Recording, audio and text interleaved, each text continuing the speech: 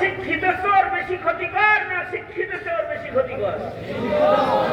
অশিক্ষিত ডাকাত বেশি ক্ষতিকর না শিক্ষিত ডাকাত বেশি ক্ষতিকর? অশিক্ষিত খুনি তো একজন মারে, কিন্তু শিক্ষিত খুনিরা শাপলা চত্বরে শত শত মানুষকে নির্বিচারে হত্যা করে রাজপথ রক্ত দিয়ে লাল করে।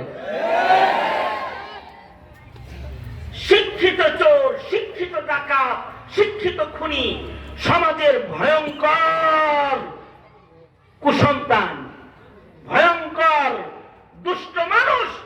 এরা নাজাসুল আইনের চাইতে বেশি নিকৃষ্ট। আর যদি সন্তানকে দিন শিখানো হয়,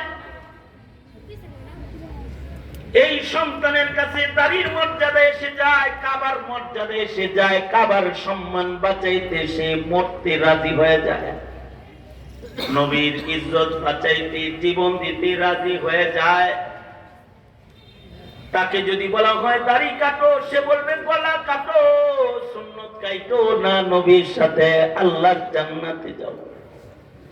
তাকে যদি বলা হয় তোমাকে কোটি টাকা দেব, প্যান্ট শার্ট পরে একটু ঘুরো, সে বলবে নবীর পোশাক 1 ঘন্টার জন্য নিজের গায়ের থেকে আমি আলোক করতে পারবো না। কিছু ছেলে পেলে আছে, আমি এইবারও গেছি মক্কাতুল মুকাররমাতে, কিছু ছেলের সাথে দেখা হয়েছে। আমি বললাম এখন কেমন আছো? এর আগে বেতন বেশি ছিল, এখন বেতন কম, কিন্তু ভালো আছি। বেতন কম হয়ে ভালো থাকুক কেমনি? এমন এক হোটেলে, 5 স্টার হোটেলে আমার চাকরি ছিল, যে হোটেলে বেতন ছিল 5000, কিন্তু হোটেলের আইন হলো দাড়ি রাখা যাবে না। হোটেলের চাকরি করলে নবীর সুন্নতকে কেটে ফেলতে হবে। 5 স্টার হোটেলের আইন, দাড়িওয়ালা মানুষ চাকরি নেই।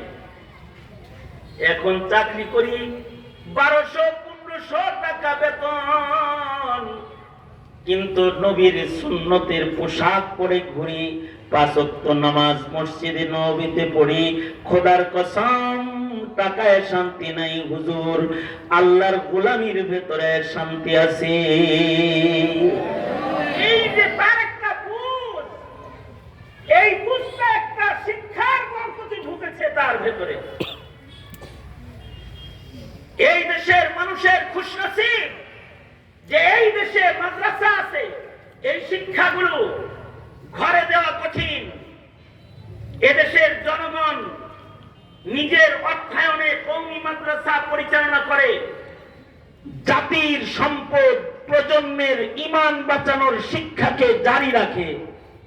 কারো অর্থ, কারোর শ্রম, এমন হাজার হাজার ছেলে পড়াশোনা করে যারা